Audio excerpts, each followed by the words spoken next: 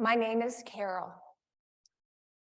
My 9-year-old daughter, Alyssa, on February 26, 2007, at 4:13 in the afternoon, was diagnosed with leukemia, ALL.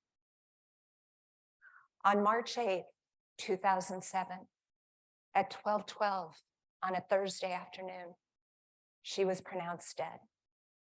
In this day and age of medicine, and with ALL, you do not die. She died of multiple medical errors.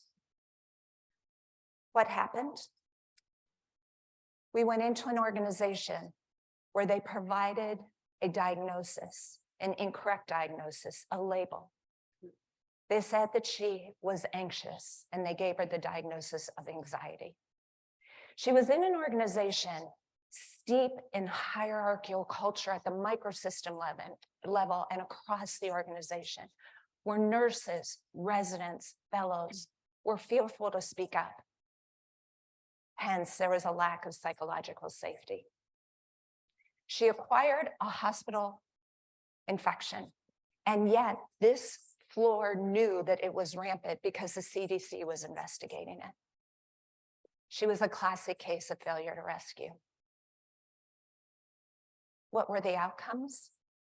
That label that she was given, that inaccurate diagnosis, was her fate. They got stuck and anchored in that, and they could not see past that more things were going on. When they finally realized and became more aware, they ordered 2 very pivotal lab tests. And when those came back, stating they were critical values, they were not acted upon. They did not listen to me as her mother, as someone who knew her when I kept saying something was wrong, something wasn't right. While I couldn't put medical terms to it, I knew that she was failing. She was septic. The first harm was unintentional with her death, but the subsequent harms were intentional. When they lied to us, when they threatened us, when they wouldn't let me meet with a care team, when they hid the medical records, and when they forged my signature for an autopsy I didn't want or request. Those were intentional. It's 15 years later, and I still don't know what has happened. I live in a world now that is different. It's lonelier. I feel isolated. I've lost friends that want me to be the person that I was, and I'm not. I'll never be again. I've strained family relationships. But the hardest one for me is the intergenerational harm and trauma this has done to my son, Alyssa's brother.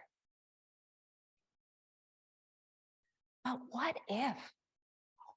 if this was an organization about transparency, honesty, and truth-telling?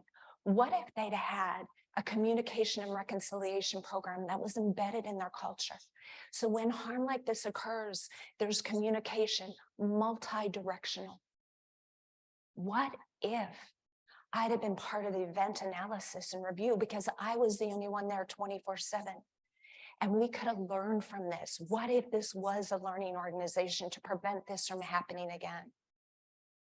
What if they'd have listened to me? But most importantly, what if healthcare was about truth, compassion, and empathy?